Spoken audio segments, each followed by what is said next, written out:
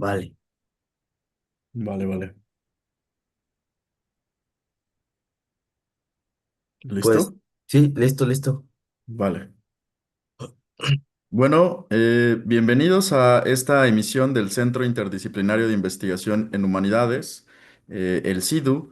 El día de hoy tenemos al doctor Dexter Martin, que nos va a exponer eh, filosofía de la máscara y doy... 99% sure. Oh, espérame, espérame. Perdón. ¿Listo? Sí, sí, sí. Ok, presento al doctor Dexter Martin. Él es egresado de la licenciatura en Filosofía por el Instituto de Investigación en Humanidades y Ciencias Sociales de la Universidad Autónoma del Estado de Morelos, donde también obtuvo la maestría y el doctorado en Humanidades. Como parte de su formación doctoral, realizó una estancia de investigación de 1 año y medio en el Departamento de Historia de la Conciencia en la Universidad de California, Santa Cruz. Su trayectoria docente incluye la impartición de cursos en las licenciaturas de Filosofía, Ciencias de la Comunicación y Ciencias Políticas en la UAM, en el Departamento de Historia en el Instituto Mora, así como en los departamentos de Filosofía e Historia de la Conciencia en la Universidad de California. Sus líneas de investigación se centran en la filosofía política y la teoría y ciencia política, con especial interés en el estudio del Estado, la ideología, las formaciones sociales y la subjetividad. Sin más preámbulos, doy paso y le cedo la palabra al doctor Dexter Martin. Adelante. Gracias, Luis. Gracias por la presentación. Bueno, muchas gracias a los que están conectados. Pues bueno, gracias por la invitación del CIU. Igual, hoy pues sí, voy a intentar esbozar en líneas generales uno de mis trabajos de investigación más recientes, que gira en torno a la identidad y la subjetividad, alrededor de lo que concebimos como una práctica cultural que es el enmascaramiento, ¿no? Y en ese sentido, pues, o sea, quisiera que sea más como una charla. Bueno, les hablaré un poquito del tema y al final, pues igual podemos dialogar, conversar. Em, la máscara para comenzar, inicié esta investigación pensando, bueno, la máscara no puede ser simplemente un disfraz o un accesorio. Y revisando un poco sobre su historia, encontré pues claramente que ha sido un objeto cargado de significado cultural, político y filosófico, ¿no? Entonces, en esta exposición quisiera explorar con ustedes la filosofía de la máscara, es decir, su relación como práctica cultural con la identidad, la subjetividad, el poder, etcétera, ¿no? Entonces, quiero que veamos cómo cubrirse el rostro puede servir tanto para eh, transformar un poco la identidad, los roles impuestos, como para desafiar a las estructuras de control en la sociedad, ¿no? Entonces, analizaremos algunos ejemplos históricos y pues reflexionaremos sobre por qué las máscaras pues fascinan y a veces atemorizan, ¿no? Entonces el objetivo es presentar un recorrido coherente que nos permita entender básicamente cinco cuestiones, ¿no? Problematizar el rostro y la identidad, ¿no? ¿Por qué el rostro es visto como la sede de nuestra identidad personal y social, ¿no? Y en ese sentido, la máscara como el acto de ponerse una máscara que puede deshacer temporalmente una identidad cotidiana. Y en el mismo sentido, como las máscaras han desafiado, preocupado a las autoridades, al poder, eh, al anonimizar, digamos, o sea, el papel del anonimato en movimientos políticos y al mismo tiempo muestra cómo la identidad es un performance, ¿no? La idea de que la identidad no es fija, no es auténtica, en un sentido único, sino que se construye en nuestras actuaciones o performance sociales, ¿no? Entonces, en ese sentido, me parece a mí importante primero plantear la cuestión del rostro y la identidad, ¿no? Eh, como es bien sabido, nuestro rostro es la principal señal de quiénes somos, ¿sí? Entonces, podemos poner como ejemplo los documentos oficiales, ¿no? El reconocimiento facial. Es decir, en la sociedad contemporánea, la cara sirve para identificar y distinguir a cada individuo. Entonces, esto no es casual. Eh, Se ha estudiado el asunto en cuanto que el rostro encarna una especie de ética de responsabilidad y visibilidad.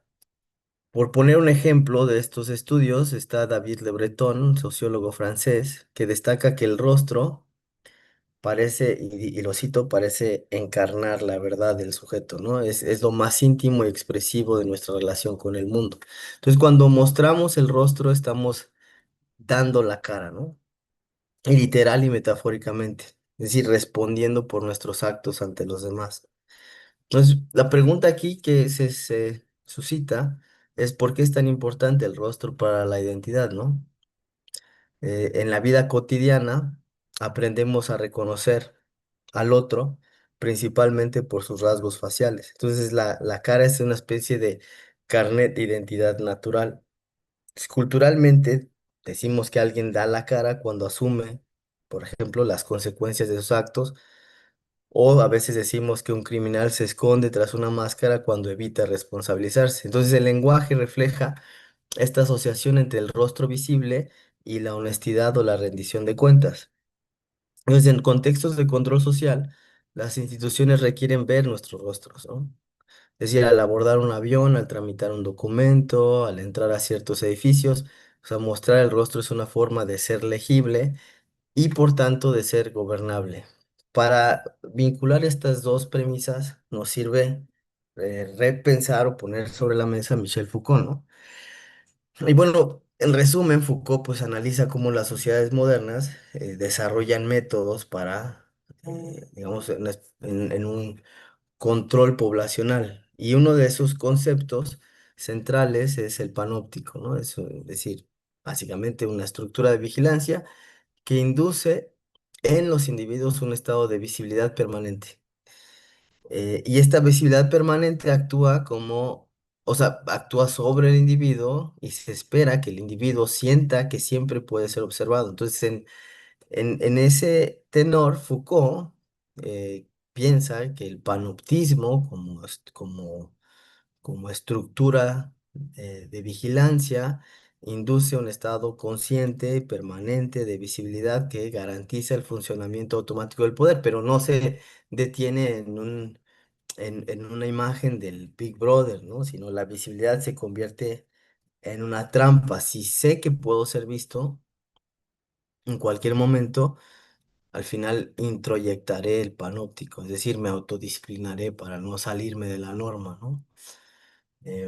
Y esto es bien interesante porque en las sociedades modernas o en países desarrollados, por poner un ejemplo, digamos, por poner el ejemplo del supermercado, ¿no?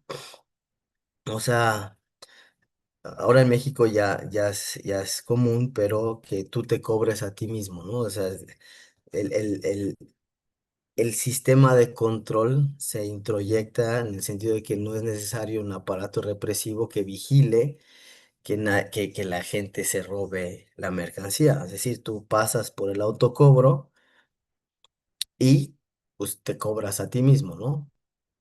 Entonces, en ese juego, ser visible equivale entonces a ser vigilable, por ponerlo en algún sentido. Entonces, el rostro es el punto de partida de esa vigilancia, saber quién eres, dónde estás, cómo reconocerte. En consecuencia, obviamente, ocultar el rostro resulta profundamente problemático, ¿no? Cubrirse la cara con una máscara o pasamontañas puede introducir una opacidad en el sistema de control, rompe esa visibilidad constante que el poder necesita para encauzar el comportamiento y desde el punto de vista del Estado o de cualquier autoridad que se fundamente en esos preceptos, alguien con el rostro cubierto es un problema. Entonces, un ejemplo trágico que analizo para mostrar o ejemplificar esta teoría es que es Ayotzinapa, ¿no? O sea, en 2014, durante los violentos hechos en Ayotzinapa, en México, uno de los estudiantes, Julio César Mondragón, pues es asesinado y su rostro fue desollado, ¿no? Por completo. O sea, los asesinos de Julio César no se conforman con quitarle la vida, además le arrebatan el rostro, ¿no? Y dejan su cadáver sin facciones. ¿Por qué? La pregunta acá es, ¿por qué semejante crueldad? Borrar el rostro es borrar la humanidad del individuo, ¿no? A partir de esto es una forma también de mensaje de terror. La víctima queda reducida a un nadie y ni siquiera es un cuerpo reconocible a partir de su rostro, es una especie de esqueleto anónimo, podemos decir. Esta forma de ver el asunto parte de Achille Mbembe, filósofo camerunés que estudia la necropolítica, y escribe que actos así lo que buscan es desubjetivar totalmente al enemigo, ¿no? Elimina no solo su vida orgánica, sino también su identidad simbólica. Entonces, en la cultura popular, sabemos que la máxima ofensa, por ejemplo, es insultar el rostro de alguien, ¿no? Decir no tiene cara, llamarle descarado, es como compararlo con un no humano, un animal. Entonces, el rostro desnudo es sinónimo de esta dignidad humana y su violación constituye la forma más extrema de cosificar a la persona. Entonces, en respuesta de este acto de crueldad por parte del Estado, la familia de Julio César Mondragón entendieron bien esta dimensión simbólica y en su duelo forman un colectivo llamado justamente el Rostro de Julio. Y el colectivo, el Rostro de Julio, se dedica a reconstruir simbólicamente el rostro que le fue arrebatado. Entonces, en una protesta en la Ciudad de México, recrean con fotografías y descripciones cómo era su rostro, ¿no? Su tez, su frente, sus cejas, sus ojos. Entonces, al recobrar la imagen, le devuelven públicamente su humanidad que le fue arrebatada. Entonces, este acto nos recuerda que si el rostro es clave para el reconocimiento de una subjetividad, suprimirlo es un ritual de aniquilación simbólica. Incluso en la religión encontramos reflejos de esta idea, ¿no? En la tradición judeocristiana, por ejemplo, a Dios no se le puede ver el rostro. O sea, Dios no tiene rostro. Si tuviera rostro estaría digamos, individualizado, sería un individuo, ¿no? Sería bajarlo a lo mundano. Entonces, por ejemplo, en el Éxodo, Yahvé le dice a Moisés, no podrás ver mi rostro porque nadie puede verme y seguir viviendo. Entonces, la divinidad, para mantenerse infinita y absoluta, pues carece de rostro humano reconocible. Solo cuando Dios se encarna en Jesús es que obtiene un rostro representable, ¿no? Se hace humano. Eh, y bueno, podemos traer a colación que en muchas culturas decapitar o desfigurar la cara de un condenado ha sido como borrarlo, visto como borrarlo de la faz de la tierra en doble sentido, matarlo físicamente, borrarlo del recuerdo humano. Entonces, en resumen, el rostro pues es identidad, ¿no? Nuestra civilización occidental ha vestido al rostro de un valor ético, jurídico, espiritual fundamental. Entonces, de ahí se sigue que la máscara que oculta el rostro tiene un potente efecto filosófico y político, como veremos, ¿no? Entonces, este contraste como efecto de ponerse una máscara, pues nos mueve a preguntarnos, pues, ¿qué sucede con la identidad, ¿no? En principio, la identidad que se sostiene por el rostro se vuelve anónima. Ahora, anonimato acá no significa simplemente desaparecer, sino también la posibilidad de transformarse. Entonces, bajo la máscara, la persona puede dejar de ser quien es habitualmente y adoptar otro rol, otra personalidad, otro comportamiento. Y entonces, este fenómeno pues ha sido replicado desde en la historia en ámbitos muy diversos, rituales religiosos, teatro, fiestas populares, movimientos políticos, ¿no? Ahora, aquí quiero dividir el asunto entre, digamos, el lado personal y creativo de la máscara y otro que es colectivo. Entonces, primero para pensar el lado personal, de la máscara individual, quiero partir diciendo o poniendo como ejemplo la etimología de máscara, ¿no? Entonces, en la antigua Grecia y en Roma, los actores de teatro usaban máscaras, pero en griego eran llamadas prosopón y era llamada persona en latín.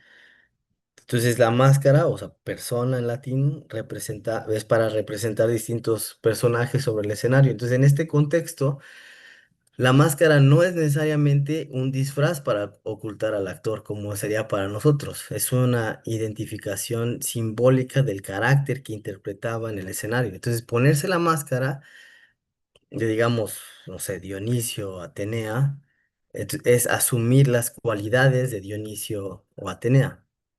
Entonces, la máscara confiere temporalmente al portador un rol social distinto o incluso un rol, si quieren, cósmico, ¿no? Entonces, en la antigua Roma, la persona, o sea, persona en su original, tenía implicaciones legales, ¿no? Era como un traje jurídico que otorga ciertos derechos y deberes al que la portaba. Entonces, esto sugiere que durante mucho tiempo la identidad se entendía como algo externo y representacional, o sea, es como un vestuario que uno se pone según el papel que desempeña en la sociedad, ¿no? Ahora, en este mismo juego del teatro, varios directores, dramaturgos modernos, como es Peter Brook, como Samuel Beckett, han notado que cubrirse el rostro produce en el actor, Peter Brook decía, una sensación de libertad extraordinaria. Peter Brook es un renombrado director de teatro. Y Brook contaba que cuando un actor, o sea, en su experiencia dirigiendo una obra, que cuando un actor se coloca una máscara, pues siente que su rostro habitual desaparece y con él desaparece una carga, ¿no? La carga de transmitir algo todo el tiempo con su propia cara. Entonces, de pronto, para Brooke, o sea, se experimenta Brooke decía eso, ¿no? Una liberación extraordinaria, libertad asombrosa, ¿no? El intérprete queda momentáneamente libre de su subjetividad cotidiana, ¿no? Y Beckett añade a esto y dice, el actor ideal es aquel que es capaz de aniquilarse a sí mismo por completo. Es decir, el buen actor se convierte en un mero vehículo del texto o de otro personaje. Eh, para Beckett, por ejemplo, si Beckett dice, ¿no? Si un actor no logra esto, pues si no se sale de sí mismo, es decir, de sus gestos, sus manerismos, su ego, su rostro personal inclusive, en el fondo siempre se interpreta a sí mismo, ¿no? No importa qué papel haga. Eh, Aquí podemos pensar en esos actores famosos que prácticamente hacen de ellos mismos, ¿no? O sea, en cada película. Digamos, el Star System comercial suele explotar la personalidad de un actor, ¿no? De una celebridad más que pues su capacidad actoral o camaleónica. Entonces, vamos a hacer un ejemplo es Will Smith, ¿no? Digamos. O sea, que mucha gente piensa que Will Smith en todas las películas la hace de él mismo, ¿no? Nada más que en una película es un policía, en otra es no sé, un superhéroe, etcétera, ¿no? Entonces, el actor talentoso para Beckett, ¿sí? Es aquel que se logra desubjetividad, es decir, dejar de ser el mismo, ponerse esa máscara y resubjetivarse en esa máscara, como el personaje que interpreta, ¿no? Entonces, digamos, encarnar otra vida, ¿no? Ahora, fuera del teatro clásico, hay varios ejemplos, ¿no? En todos los ámbitos, pero fuera, uno que me pareció a mí muy interesante es el fenómeno del corpse paint, ¿no? El corpse paint, en algunos géneros, como el black metal, por ejemplo, en el black metal es un maquillaje blanco y negro que usan en el escenario y que también, bueno, está en Kiss también. O sea, es decir, cuando un músico se pinta el rostro o se pone una máscara, se me ocurre Ghost, la banda, Slipknot, Daft Punk inclusive, ¿no? No solo oculta su identidad civil, sino crea un personaje escénico, ¿no? Entonces en ese momento deja de ser Juan o Pedro y se convierte en el frontman de tal banda, ¿no? Una personalidad agresiva, teatral, demoníaca, no humana, ¿no? Entonces hay una metamorfosis aquí estética, ¿no? Y que sirve para que el artista pues, se libere de ciertas normas de comportamiento cotidiano. eh, ¿No? O sea, quizás alguien tímido se vuelve a volver desinhibido, juega con ser otro, ¿no? Y esto pues también ocurre, esta misma fórmula, si se quiere, ocurre en muchas subculturas. O sea, puede pensar en la cultura drag queen, donde el maquillaje y el vestuario permiten jugar con el género y la identidad sexual, quizás de forma lúdica y crítica a la vez. Y bueno, ahí hay otros ejemplos, ¿no? Pero en todos estos casos, maquillarse o enmascararse, pues abre un espacio de juego donde las reglas habituales de soy X persona, debo comportarme como tal, se suspenden temporalmente, ¿sí? Eh, el propio Le Breton, en sus trabajos, sugiere que cuando uno se desprende provisionalmente del rostro, pues se siente invitado al juego, ¿no? A transgredir los límites de su yo normal, ¿no? La moral cotidiana, las inhibiciones asociadas a lo que la gente que me conoce esperaría de mí se debilitan, ¿no? Ahora, por eso muchos rituales festivos desde la antigüedad incluyen máscaras, ¿no? Para que por unas horas las personas puedan ser otros sin el juicio social. Entonces, para concluir esta parte, la máscara funciona como una tecnología de la identidad, ¿no? Y paradójicamente, ¿no? Aquí podemos recordar a Erving Goffman, que decía algo así como que no, probablemente no es un mero accidente histórico, que el significado original de persona fuese máscara, ¿no? Esa máscara es nuestro yo más verdadero, pero es una máscara. Entonces, un ejemplo claro es cuando usamos, a ver, por poner ejemplo, avatares o seudónimos en Internet, ¿no? Entonces, protegemos nuestra identidad real y entonces a veces nos atrevemos a dar opiniones o mostrar gustos que en personas, por vergüenza o por temor, pues no expresaríamos. Entonces, ahí la pregunta es, ¿quién es el verdadero yo? ¿El usuario anónimo que habla con franqueza en un foro o el ciudadano políticamente correcto, etcétera, que en público se obliga a callar y se reprime? Entonces, Goffman diría que ambos son performances. O sea, no habría un yo genuino, digamos, offline y un yo fake online, ¿no? O sea, los dos son performances, pero por ciertas cuestiones históricas, filosóficas, hemos naturalizado, digamos, nuestra desnudez con lo genuino, ¿no? Entonces Goffman, repito, diría que ambos son performances sociales y ninguna es menos real que la otra. Ahora, esta capacidad de la máscara pues tiene un reverso, justamente tiene este reverso inquietante, ¿no? Si lo que muestra la máscara es que la identidad es tan fluida y múltiple que puedo cambiarla con solo cubrirme el rostro, pues la pregunta es esa, ¿no? ¿Hay algo auténtico detrás de todas las máscaras, ¿no? Entonces, hay dos posturas encontradas en la tradición filosófica o en la historia de las ideas, ¿no? Y mucha gente como intuición cotidiana creen que efectivamente, que hay algo auténtico detrás, algo misterioso, algo que, que, que, que, que se pierde cuando uno se enmascara, ¿no? O sea, hay un yo verdadero, ¿no? El alma, la psique profunda, el inconsciente, la personalidad genuina, ¿no? Entonces, las máscaras, desde este punto de vista, pues son o sea, meramente son fachadas o imposturas que ocultan ese yo verdadero. Entonces, desde esta postura, pues jugar con máscaras, pues es un engaño, ¿no? Un artilugio. Podemos pensar aquí en la connotación negativa, despectiva de llamar a alguien falso. Para llamar, decirle a alguien que es falso lleva máscara, ¿no? Juega con las máscaras, en sentido figurado, ¿no? ¿Qué implica esto? no muestra quién es en realidad, ¿no?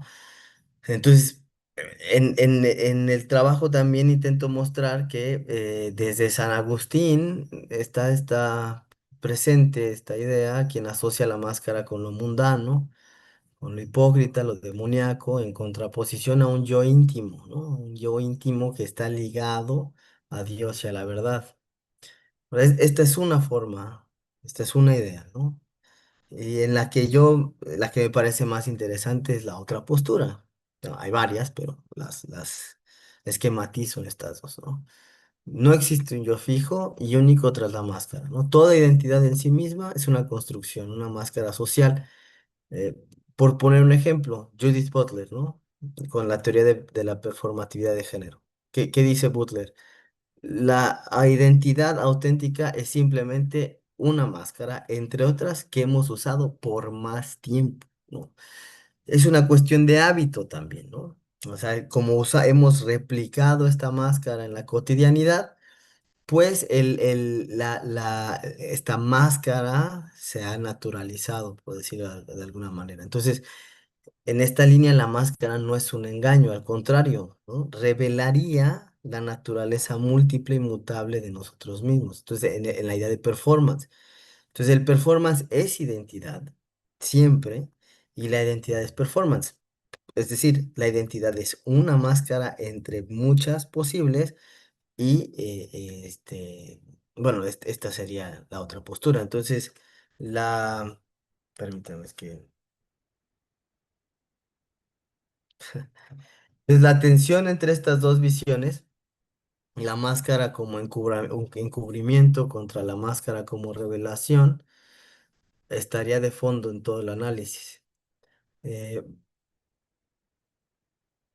y en el fondo de estas dos posturas se manifiestan dos cosas, ¿no? O dos eh, formas de afrontar o de ver la máscara. Una es con fascinación, por un lado, y la otra es con temor o sospecha, ¿no? O sea, las máscaras fascinan, pero también causan sospecha. Un rostro enmascarado, diría George Bataille, puede parecer perturbador. Bataille decía, nada es más humano que un rostro desnudo, ¿no? Que es algo que he explorado. Y la máscara lo que hace es, cito a Bataille, dice, devuelve al rostro una soledad más terrible, pues su presencia significa que aquello mismo que por lo general tranquiliza, es decir, el rostro humano, se encuentra de pronto cargado de una oscura voluntad de terror. Entonces la máscara inquieta porque rompe la familiaridad. No sabemos quién o qué se oculta detrás, ¿no? Em, no es casualidad que muchas películas de terror en la cultura popular, sus protagonistas, sus antihéroes, sean enmascarados, ¿no? Entonces, Freud, de ahí que tenga un término para esta sensación de extrañeza ante algo que puede ser a la vez familiar y desconocido, que es el Unheimlich o lo ominoso, ¿no? El muñeco que parece casi vivo, un payaso con una sonrisa perpetua pintada, ¿no? Como eso, el payaso. eh, Jason, las películas. Bueno, hay varios ejemplos, ¿no? Todas estos nos provocan una mezcla de curiosidad y recelo, porque simultáneamente se nos presentan como humanos y no humanos. Entonces la máscara intensifica ese efecto, ¿sí? La máscara es una cosa inanimada, pero en el momento en el que se porta, se anima, ¿no? Se le da alma. Entonces, cuando nadie lleva la máscara, pues es un objeto vacío, es rígido, no tiene expresión, pero en cuanto alguien se la pone y cobra vida, la máscara toma, toma movimiento, ¿no? Se mueve, es un ser expresivo. Y esto genera el Unheimlich, ¿no? Miedo a lo que no encaja en nuestras categorías. Ahora, en contextos rituales, a veces se cree literalmente que el enmascarado se transforma en otro ente, en un espíritu, un antepasado, un dios, un animal totémico. Igual no voy a profundizar en esto, pero por poner o sea, por poner un ejemplo, un ejemplo es el teatro clásico japonés, el ¿no? NOH. El actor tiene prohibido mostrar cualquier atisbo de su rostro real, ¿no? O sea, se pone la máscara y la máscara es el personaje. Y se dice que tiene su propia energía, que posee al intérprete. La persona trasciende su individualidad y presta su cuerpo a otra fuerza expresiva. Ahora, ahora sí, la pregunta es, ¿qué pasa cuando se trata solo de una persona, sino de grupos enteros los que deciden enmascararse? ¿Qué ocurre cuando la máscara sale del teatro o la fiesta privada y se convierte en un fenómeno social y político? Entonces ahí es donde las cosas creo que se ponen realmente interesantes y complicadas, ¿no?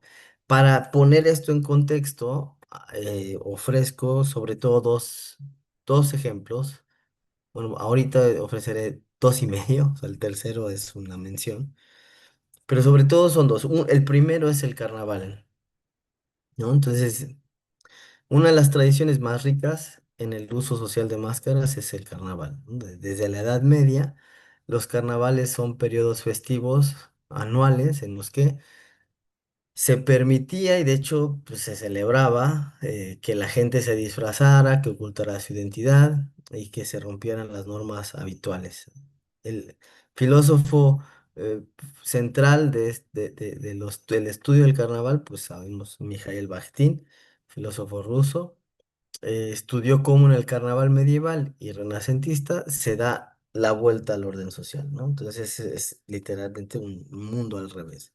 Entonces, durante unos días todo se relaja y se da una abolición provisional de las relaciones jerárquicas, de los privilegios, de las reglas, de los tabúes.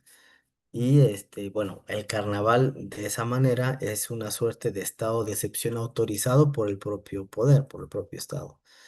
Lo grotesco, lo obsceno, la risa, la burla, la burla al poder, la mezcla de clases, de grupos sociales, de jerarquías son tolerados e incluso sacralizados como parte de las dinámicas de la tradición popular. Y de entre todos los carnavales, pues el más interesante para nuestro argumento es el Carnaval de Venecia. O sea, el Carnaval de Venecia data del siglo, al menos, por lo menos desde el siglo XII, y en Venecia el carnaval se institucionaliza como fiesta pública. La ciudad entera se transforma, nobles y plebeyos se disfrazan por igual y, pues, de nuevo, los antifaces permiten algo que es impensable en la vida diaria o en la temporalidad normal. O sea, que un sirviente bailara con un aristócrata, que un mercader pobre charlara de igual a igual con un príncipe. Es decir, ¿por qué? Porque pues nadie sabe quién era quién, y porque pues es el momento en el que todas las categorías se flexibilizan, los roles sociales se suspenden y pues al mismo tiempo con ello muchas prohibiciones morales también.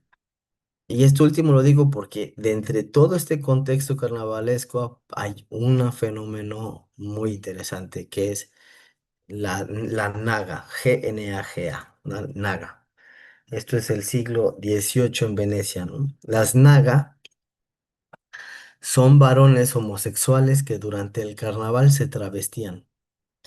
Usaban faldas largas, se maquillaban, se ponían gorros, antifaces femeninos de tono carne para parecer mujeres. Las naga son, sobre todo el antifaz que usaban era este antifaz como largo que asemeja los ojos de un gato, porque nada más se ponen los ojos y se alarga de las orillas.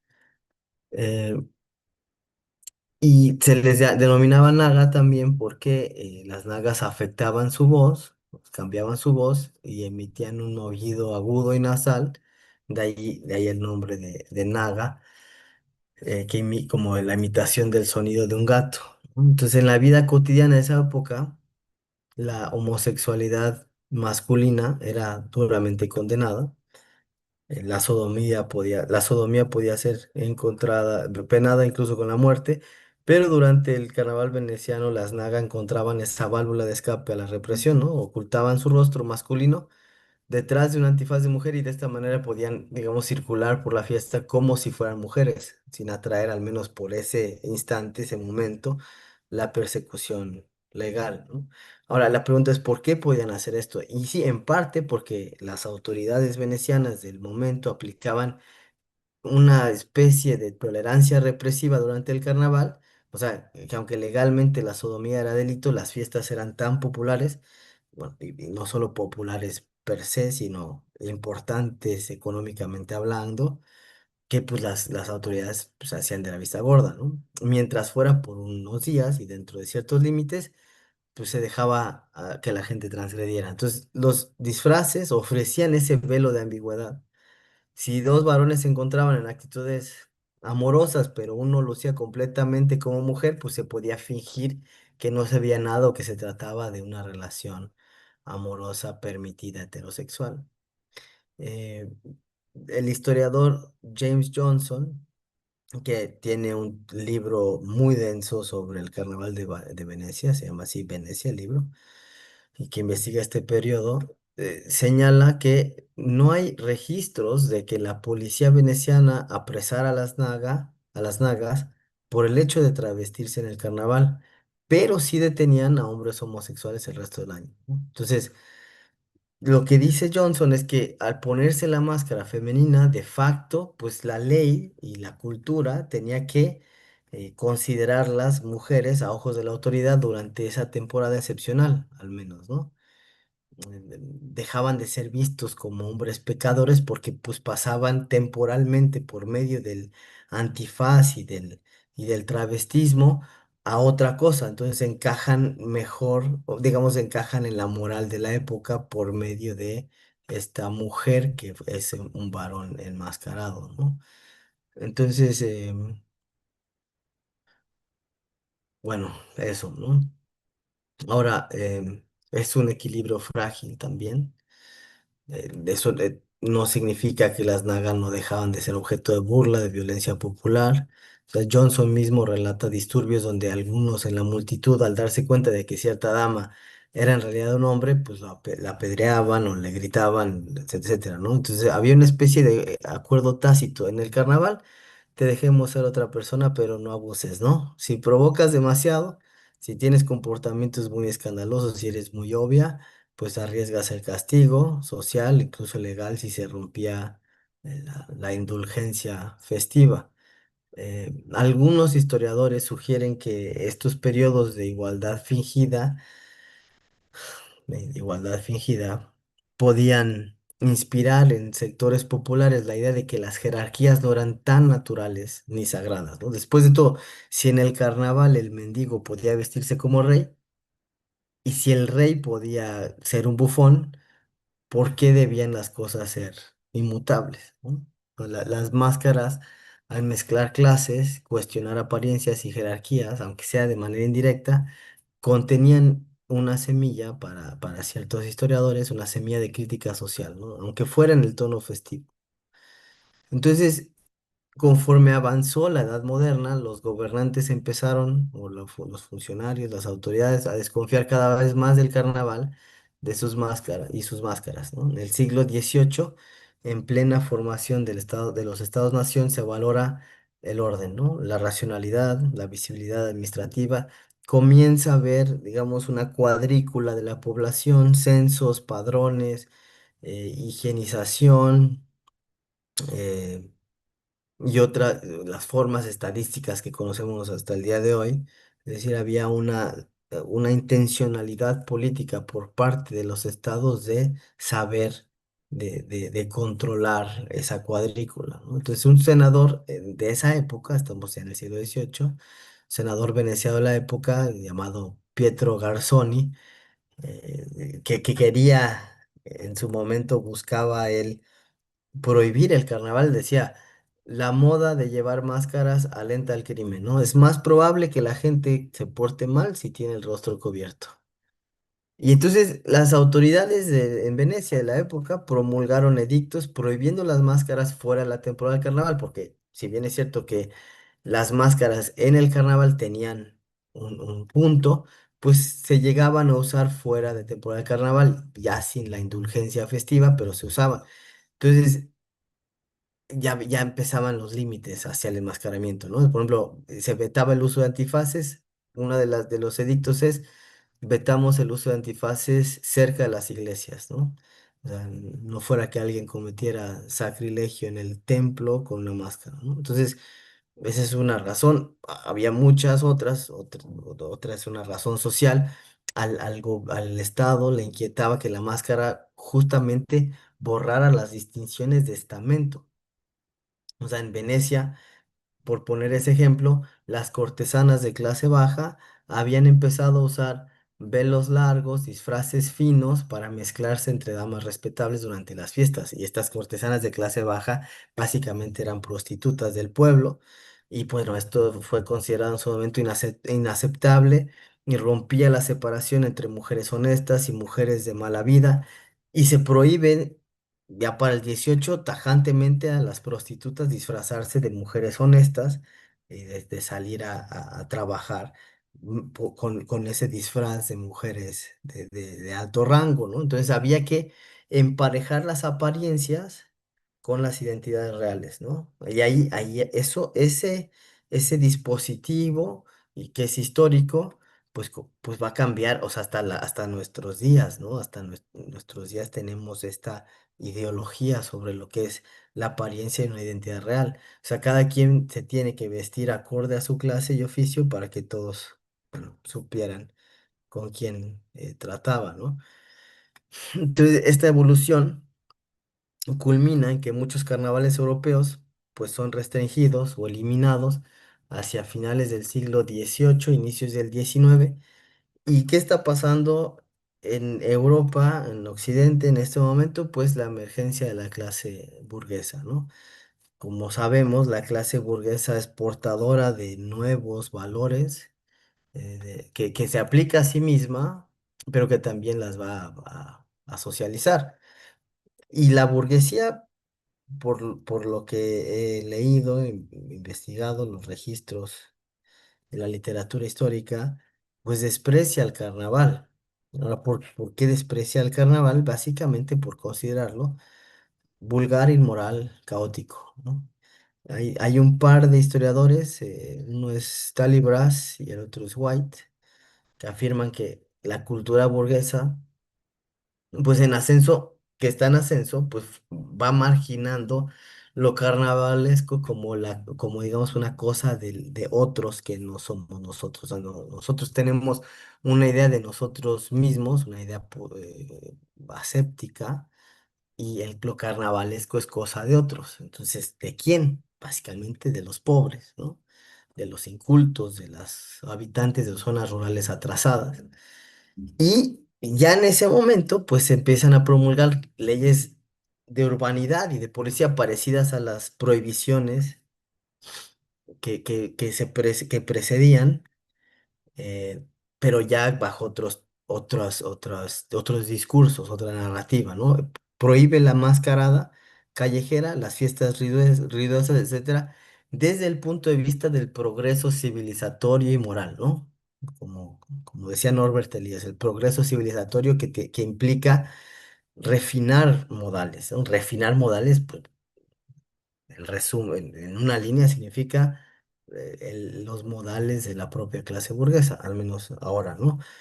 Otro refinamiento es el control del cuerpo, nada, nada de borracheras públicas ni bailes indecentes, ¿no? Hay que eliminar esos excesos grotescos de la vida pública. Entonces, el carnaval fue muriendo como tal, fue muriendo como esta tradición popular extendida y que incluso, como mencioné, Venecia, siglo XII, en el que participaba toda clase social.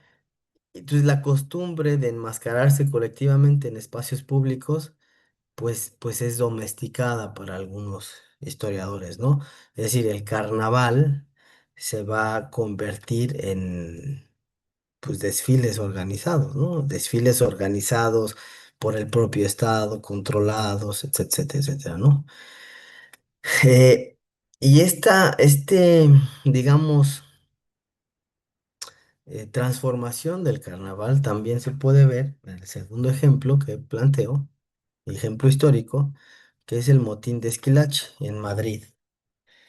Eh, Esto es 1766, el rey es Carlos III y el marqués de Esquilache, Esquilache es un lugar, el marqués de Esquilache es el ministro Leopoldo de Gregorio, ¿no? Entonces, Leopoldo, el marqués de Esquilache, impulsa reformas, dice, para modernizar y limpiar la ciudad, ¿no? Escribe, escribe y dice, Madrid es caótica, ¿no? Calles estrechas, o sea, está muy preocupado por la urbanidad de Madrid. Las calles son muy estrechas, son oscuras, son sucias, pero lo interesante para nuestro argumento es que en esos callejones abundan los delincuentes que aprovechan la penumbra, dice, ¿no? Entonces Esquilache manda instaurar alumbrado público, toma medidas de seguridad. Y una de las medidas de seguridad es prohibir las capas largas y los sombreros de ala ancha, que en su momento, el siglo XVIII, son prendas tradicionales con las que los madrileños pues se tapan medio cuerpo y rostro.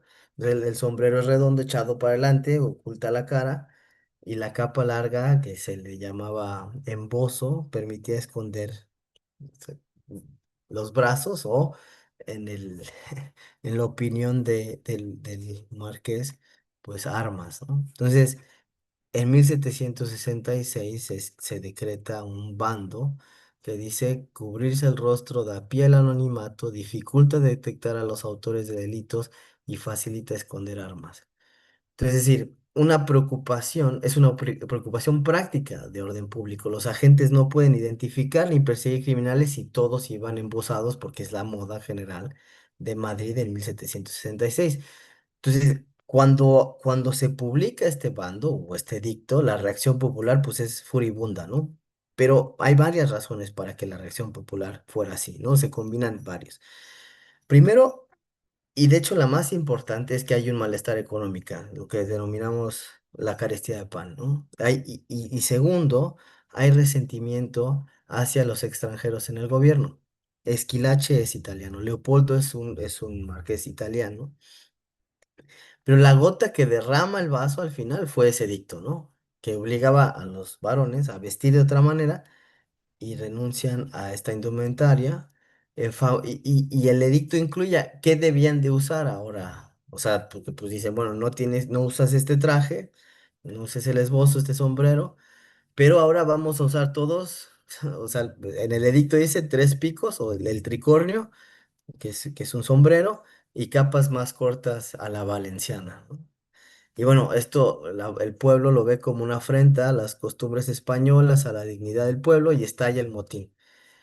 Y bueno, el motín, pues miles salen a las calles con sus capas y sombreros prohibidos, lo cual es bastante poético, y exigen la destitución de Esquilache, la anulación de sus órdenes, hay violentos disturbios, saqueos, eh, enfrentamientos con la Guardia Real, y al final el rey Carlos III dice, ok, bueno, vamos a ceder, destituye y expulsa a Esquilache del país y reduce el precio del pan, pero la prohibición de cubrirse el rostro se mantuvo, ¿no? Y la gente seguía usando evidentemente el esbozo. Y las sanciones acá es una cosa interesante, las sanciones, bueno, como siempre, son clasistas, ¿no? Cárcel para plebeyos infractores, multa para nobles que desobedecieran, ¿no? Ahora, ¿quién nos muestra al menos este último caso? El Estado moderno busca monopolizar la gestión de la visibilidad, ¿no? O sea, para Carlos III y sus ministros, ya estamos ahí en la ilustración, ministros ilustrados que querían modernizar, digamos, había una intencionalidad por ese lado, era hacer de la capital un espacio predecible, ¿no? Madrid tenía que ser un espacio predecible donde las penumbras y las sombras no fueran lugares donde se escondiera el crimen, ¿no? Cada sujeto está ubicado en su lugar, está iluminado por por el alumbrado público, está identificado, está ordenado y la máscara, el embozo son vistos como símbolos de atraso, de desorden, de amenaza. Entonces, llegado a este punto, ¿sí? Hay que subrayar, ocultar el rostro es un acto profundamente político, ¿no? Y tiene, de hecho, un filo incluso anárquico, ¿no? Produce o introduce ambigüedad en un sistema que busca la claridad de categorías. Los estados nacionales, a partir del 19 sobre todo, pues clasifican a sus poblaciones por nacionalidad, raza, género, clase, etcétera, lo que hacemos hasta el día de hoy. Y muchas veces respaldándose en discursos científicos peligrosos, desde la antropología física a la criminología, que decían poder reconocer a un tipo de persona por su aspecto, ¿no? Y ahí podemos recordar las teorías racistas que vinculaban rasgos faciales o craneales con supuestos rasgos de carácter. Ahí está la frenología como tal.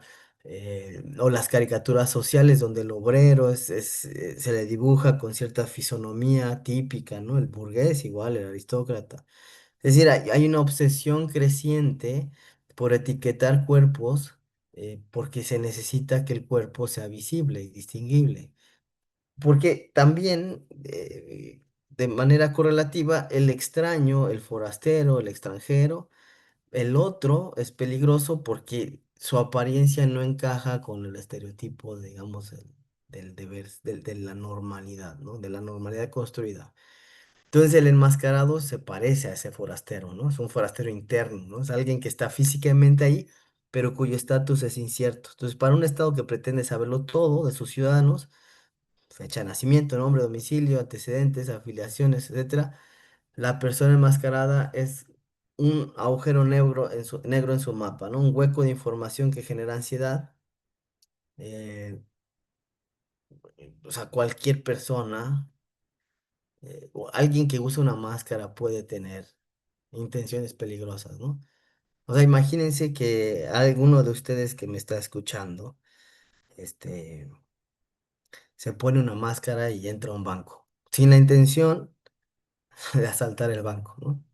O sea, el mismo hecho de ponerte una máscara y entrar al banco, aunque simplemente te quieras hacer algo legal, ya las fuerzas del orden, ¿no? Digan, reaccionarán, digan, este es peligroso, ¿no? O entrar al aeropuerto enmascarado, ¿no? Entrar con ese rostro cubierto, pues activa una alerta, ¿no? Se asume que algo tramará quien no quiere mostrar la cara. Si no quieres mostrar el rostro, algo tramarás, ¿no? Eh, pero bueno, eso, eso está ahí. Y con respecto a la colectividad, ya para terminar, ¿no? O sea, hay muchos ejemplos. Un ejemplo que trabajo es en Hong Kong en 2019, que es muy paradójico, y ahorita van a ver por qué. Porque hay protestas generalizadas en Hong Kong pro democracia en 2019 y el gobierno local, presionado por China, aprueba una ley de emergencia que veta el uso de máscaras, ¿no? Cualquiera que se cubre el rostro, pues se las ve contra la ley, ¿no?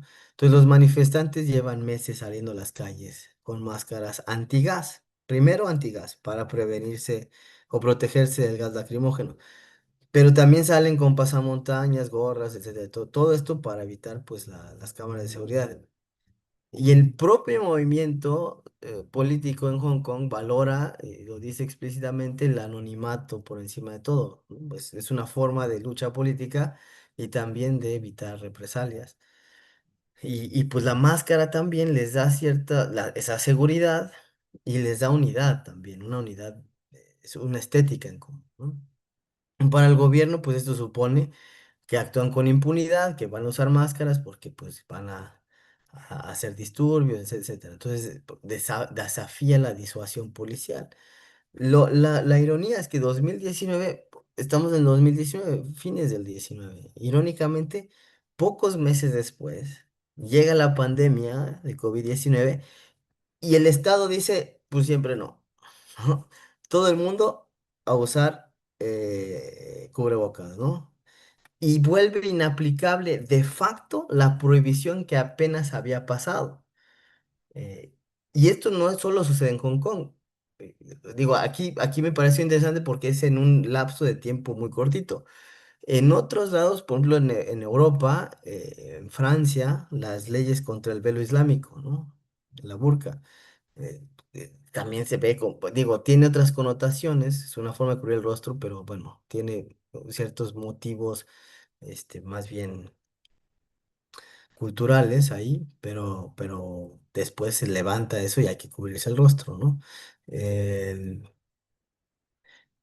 el último ejemplo, rapidísimo, es el del EZLN, ¿no? O sea, el EZ aparece con el rostro cubierto porque es parte del mensaje, ¿no? No importan nuestros nombres, no importan nuestros rostros, porque somos intercambiables, un pueblo colectivo que habla como uno solo, etcétera, ¿no? Marcos, el submarcos, lo expresa poéticamente en la célebre frase Marcos es gay en San Francisco, negro en Sudáfrica, etcétera, ¿no? Es decir, Marcos no es una persona, sino un símbolo en este ejemplo de todos los oprimidos. El uso de la máscara implica un universal en lugar de quedar reducido a las políticas de identidad, por ejemplo, ¿no? De hecho, el propio Marcos decía, ¿no? Para que nos vieran, nos tapamos el rostro. Entonces, la máscara sirve a una paradoja, ¿no? Para visibilizar un problema, la marginación indígena, ocultamos el rostro de quienes denunciaban, ¿no? ¿Por qué? Porque pues este rostro, o sea, no queremos sobreidentificar el problema por nuestros rasgos identitarios. Entonces, este anonimato forja una comunidad política nueva, ¿no? Que está en contrapartida del proyecto de Estado, como hemos visto. Es decir, la comunidad es, como dice Agamben, del cual sea, al menos narrativamente, ¿no? Los nadie, que de pronto pues toman la palabra. Y ejemplos sobran, está Anonymous, ¿no? También. Ahora, otra cosa que es importante resaltar, la máscara no tiene un valor moral intrínseco, es más, ni siquiera un valor político. O sea, porque de repente podemos pensar que la máscara se usa para críticas al poder, y etcétera. No, también se usa por opresores, por el propio Estado. Dos ejemplos, muy rápido, eh, el Ku Klux Klan, ¿no? Los miembros se ocultan bajo capuchas blancas, parecen fantasmas, ya saben, el Ku Klux Klan, para quemar cruces, linchar personas. Y el ejemplo más cercano es el ICE, ¿no? El ICE, la policía antimigración, lleva a cabo redadas en Estados Unidos con el rostro oculto, ¿no? Eh, entonces el reverso es siniestro, porque al principio de la charla puede parecer que la máscara puede desinhibir, ¿no? Comportamientos lúdicos, pero también es usado por el poder mismo, ¿no? O sea, porque también, o sea, para algunos estudiosos dicen la máscara también puede tener componentes de crueldad, ¿no? Elimina la responsabilidad individual. Esto se ha estudiado en psicología social, sobre todo, el anonimato en masa, por ejemplo, en las turbas enardecidas, o inclusive las nuevas formas de guerra, en donde pues el dron asesina gente a miles de kilómetros de distancia, pues esa separación facilita actos que quizás la persona no haría a cara descubierta, ¿no? Entonces la máscara pues, puede ser una, o sea, puede tener, o sea, no tiene intrínsecamente pues un componente moral o político, todo depende de la política, la motivación que haya detrás, ¿no? Pero bueno, la máscara en sí, em, creo que hay muchas lecturas dialécticas, ¿no? Rompe con la correspondencia unívoca entre este rostro, tal persona con tal posición, ¿no? Y ofrece pensar la identidad y la subjetividad, ¿no? Como tal. Y sobre todo, eh, creo que también nos invita a pensar, pues, qué es lo humano, ¿no? Como tal, ¿no? O sea, replantearlo, pero ahora con un objeto muy concreto, ¿no? O sea, el acto de enmascararse también. puede cuestionar lo que consideramos que es lo humano como esa semilla, ese núcleo del yo, ¿no? El yo que siempre se manifiesta, el yo que está ahí detrás de estas máscaras, etcétera, ¿no? O sea, la máscara más bien nos permite pensar en la identidad como esa, digamos, multicompleja, identidad, ¿no? Como tal. Pero bueno, lo voy a dejar aquí, ya hablé mucho, pues muchas gracias. Muy bien, muchas gracias.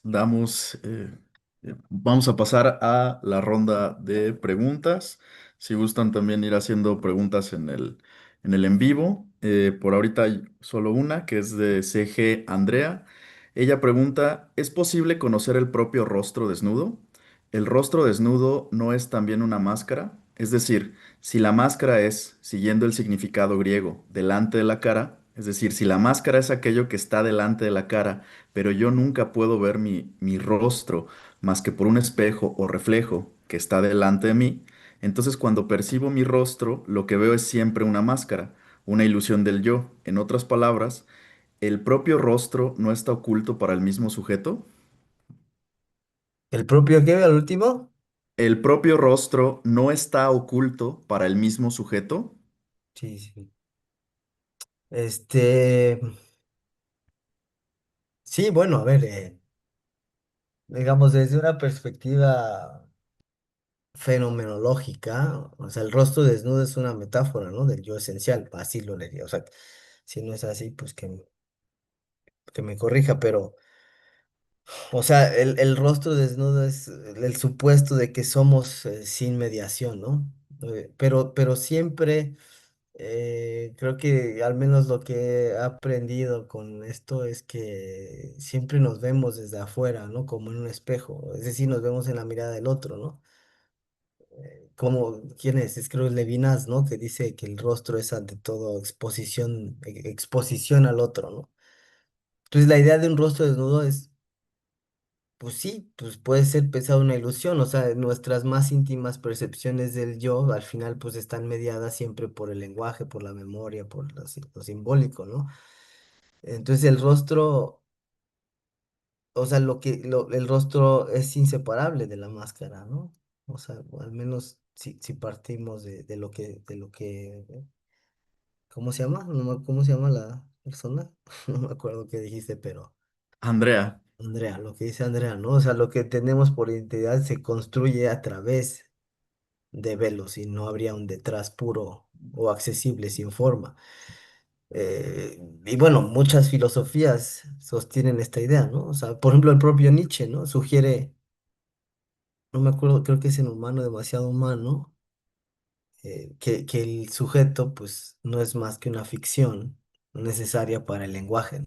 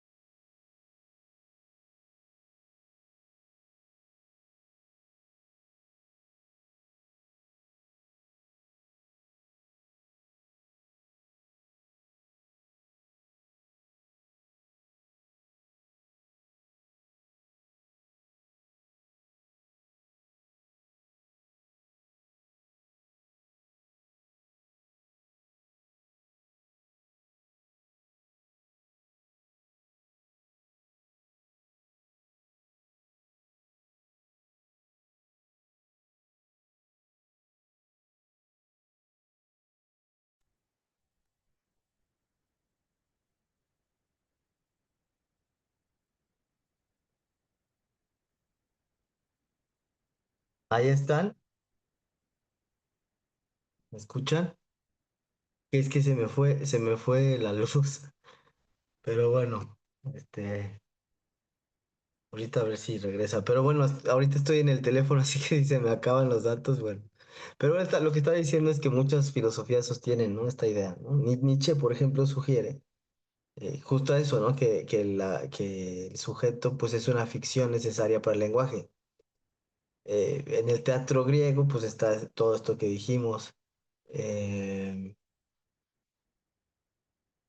y bueno, pero sobre todo, algo que puede ser interesante es el budismo, ¿no? Que pues también forma parte de lo que desarrollé en este texto. Es el budismo, sobre todo la rama Mahayana y el Zen. O sea, no hay un yo sustancial o permanente, ¿no? O sea, el yo sustancial, los budistas le llaman Anatman, o sea, lo que llamamos yo, sería para este budismo una serie de procesos cambiantes, ¿no? Digamos, la búsqueda del rostro original, pues es una, eh, o sea, no es propio o sea, es una búsqueda sin fin, ¿no? No hay tal cosa, ¿no? Entonces, en el budismo Zen, por ejemplo, se busca, eh, el Buda no es un rostro, no es ni una máscara, es un vacío, o sea, el vacío luminoso, dicen, ¿no? Y el yo se debe desfijar de sí mismo. Es decir, el yo es una ilusión funcional, funcional en el mundo, pero es una ilusión al final, ¿no? O sea, no puede funcionar sin la ilusión. O sea, puede ser extraño, pero el mundo mismo es una ficción. Jugar en el mundo es una ficción. Es decir, jugar en el mundo es una ficción de máscaras. Detrás de la ficción, pues no hay nada. Es el vacío para el budismo, ¿no? O sea, es como pensar en la verdad, ¿no? O en el sujeto puro, antes de la subjetivación, o las preguntas que se le hacían a Foucault, ¿no? Es como, ok, ¿cómo resistimos a la subjetivación? ¿Cómo resistimos a, ¿no? Bueno, o sea, no hay fuera del lenguaje, no hay fuera del discurso. Lo humano implica esa ficción, ¿no? Lo humano implica, pues, la máscara, ¿no? Ok, este, entonces, Espérame, no te escucho. Te- la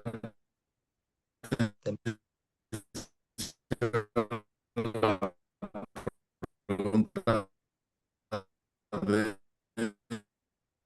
Es que no te entendí. ¿Alguien le entendió?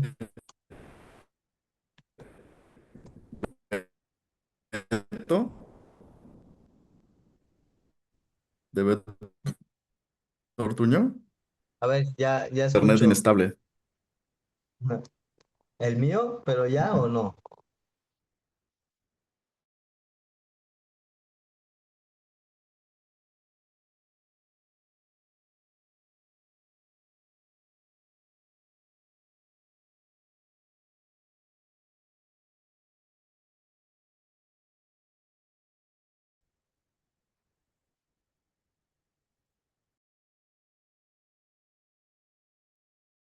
¿Me escuchan? Ok, no escuché lo que dijiste después de que respondí la pregunta. No, o no sé si se escuchó mi respuesta. Ok. Ok, ¿contestaste la pregunta de Alberto Ortuño? No, esa no, esa no. Ah, ok. Va. Alberto Ortuño pregunta, ¿qué piensas de los usos simbólicos y políticos de máscaras que parten de productos de mass media? Sea el caso de Gui Fake o Dalí, es una identidad colectiva bajo un símbolo reconocible, pero que no deja de ser producto de la industria cultural, lo que posibilita no solo la acción política, sino la identificación colectiva con algún movimiento o postura. ¿Puedes repetir la primera parte? Usos simbólicos y Usos políticos. simbólicos y políticos de máscaras que parten de productos más media. Ok. Eh, bueno, a ver, o sea, igual, hay que verlo dialécticamente, ¿no? Creo. O sea, no porque a fuerza tengamos que verlo dialécticamente, sino creo que es más interesante que condenarlo porque es una mercancía cultural por el cosplay, disfraces, festivales pop, Halloween, ¿no? O sea, definitivamente pues puede volverlo banal, pero es solo en el mass media, creo yo, al menos en la actualidad, justo donde se inscribe el uso simbólico político, o sea, es crucial, pues, o sea, no hay manera. de que, de que el uso no sea mercantil de las máscaras, ¿no? O sea, Guy Fawkes, por ejemplo, ¿no? Que ayer fue el aniversario, ¿no? Remember the 5th of November. Pero, eh, no sé, la industria cultural, pues la máscara, pues definitivamente pierde su carga ritual, ¿no? Eso sí, se vuelve un objeto de consumo visual y superficial, pero como todo, ¿no? Y la máscara de Anonymous es el mejor ejemplo. La máscara de V de Vendetta, ¿no? O sea, es la absorción de símbolos por el mercado, cosa que sucede desde hace muchísimo tiempo. Y sí es un asunto que hay que tomar en cuenta porque efectivamente la cultura pop pues vende la transgresión como un juego, ¿no? Un juego seguro, que no es propio del parriciastés como tal, no tiene consecuencias reales, el juego de ser. Pero al mismo tiempo, eso no le quita a la máscara su propia connotación filosófica de mutación del yo, por decirlo de alguna manera, aunque esté dentro de un marco mercantil. Eh,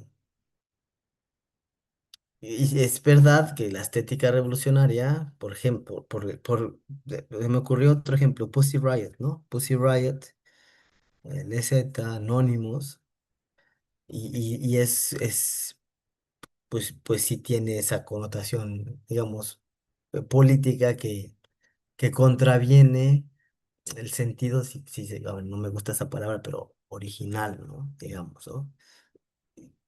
Ahora, de nuevo, aún así pienso que la filosofía de la máscara sigue siendo pertinente, ¿no? Porque pues, aunque sea el producto cultural, esconder el rostro es una fascinación de la sociedad y creo que habría que explicarlo. Y también sigue siendo, mueve a sospecha, ¿no?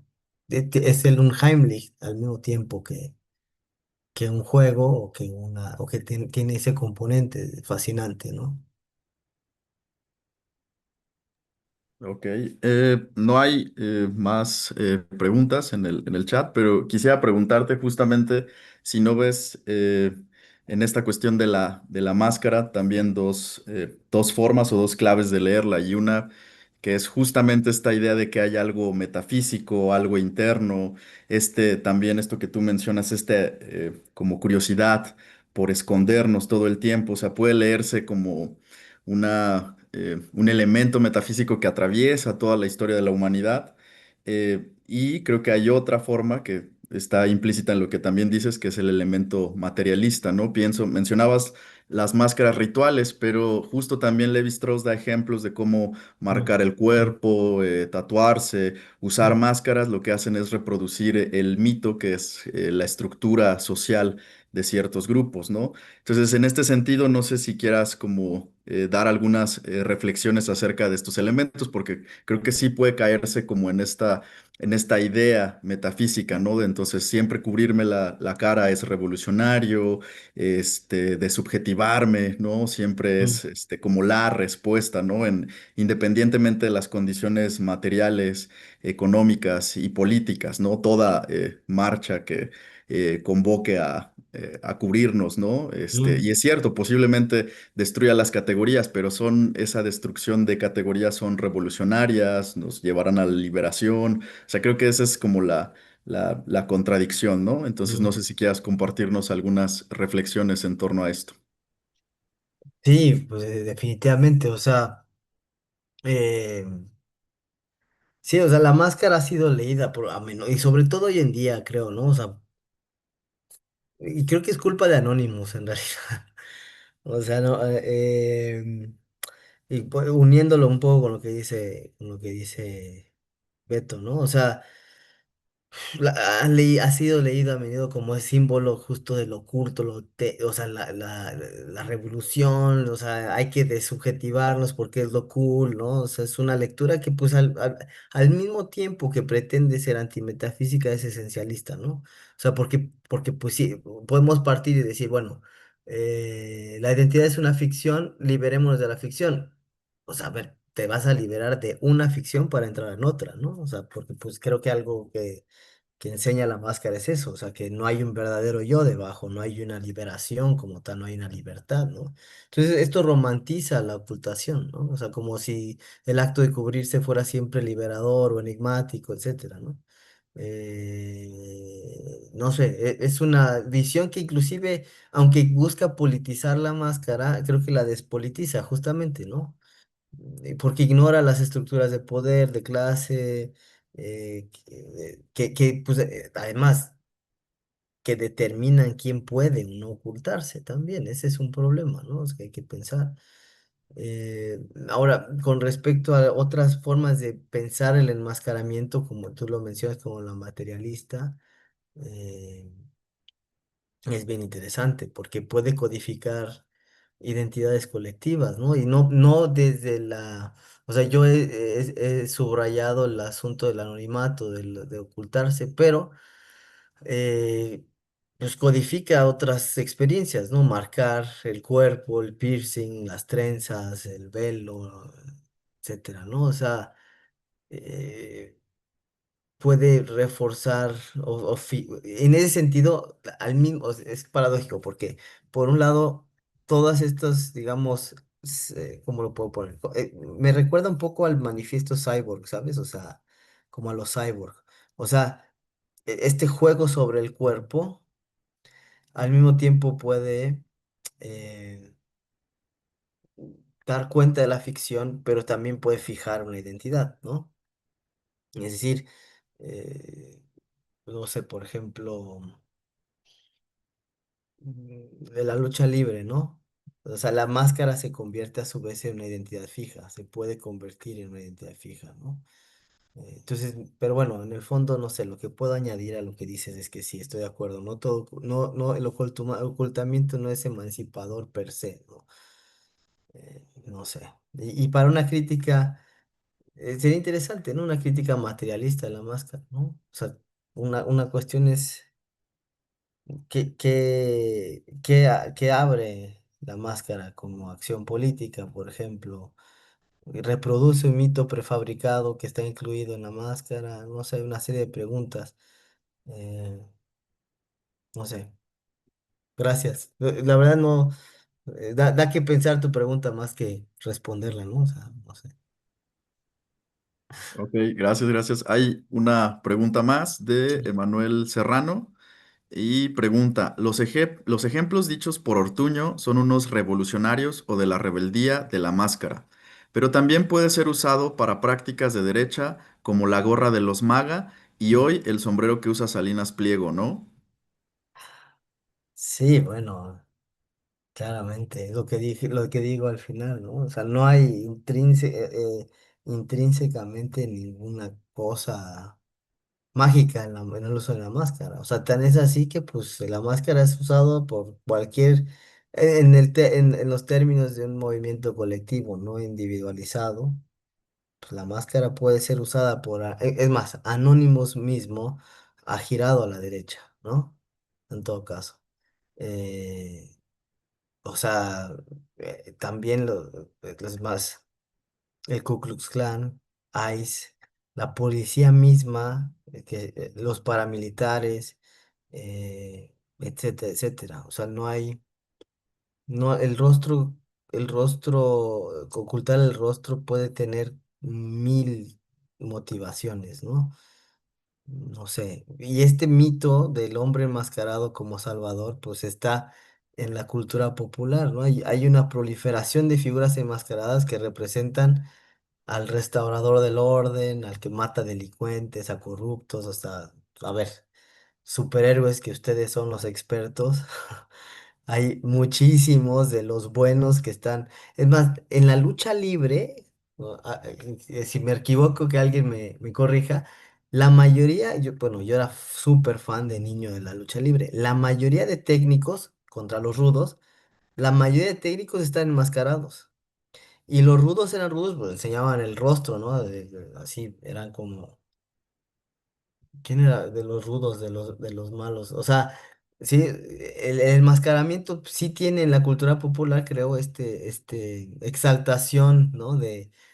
del que reivindica, del castigo como justicia, ¿no?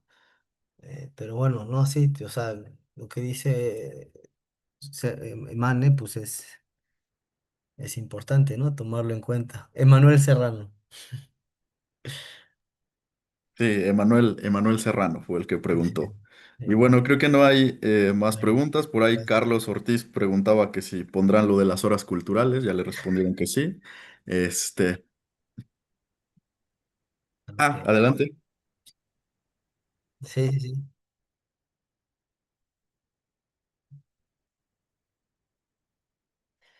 Ese es, bueno, justamente el uso de avatares, pues se puede pensar también con este marco teórico, ¿no? O sea, es estructural, yo creo, del mundo virtual, ¿no? Es decir, podríamos decir que la identidad digital es una máscara por defecto, pero como todas las performances, ¿no? Pero pues el asunto es que estamos cada vez más habituados a portarla, pues, es lo que decía o sea, Judith Butler es lo que dice, ¿no?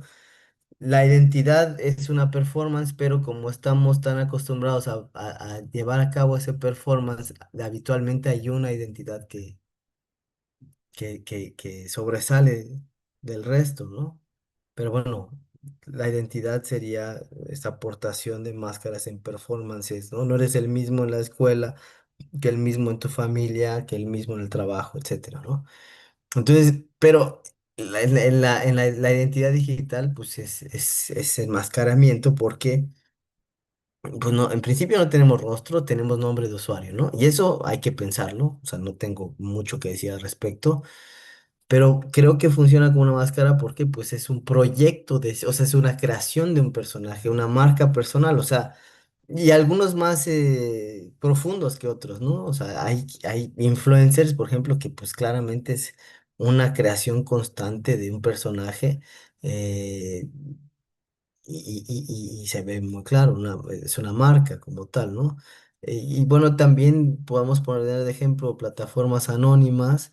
eh, que pues, a ver, puede ser desde la Deep Web o 9gag o etcétera, Reddit, etcétera, ¿no? O sea, eh, y en ese sentido, no sé, creo que cada vez es más difícil separar, ¿no? Porque pues estamos o sea, estamos como adecuándonos constantemente a nuestra identidad digital que pues olvidamos que es otra máscara, ¿no?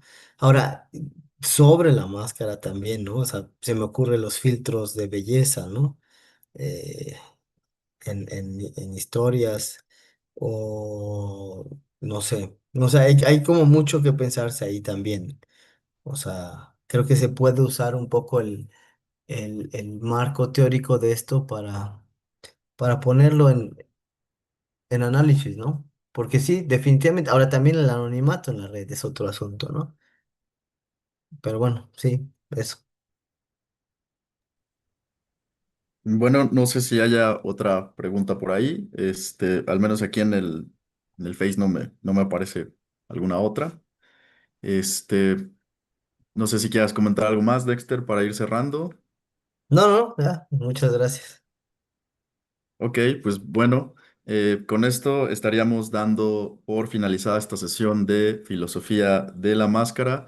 Agradecemos a el doctor Dexter Martin, agradecemos a todos los que nos acompañaron y a los que postearon sus preguntas y pues agradecemos por todo esto. Gracias.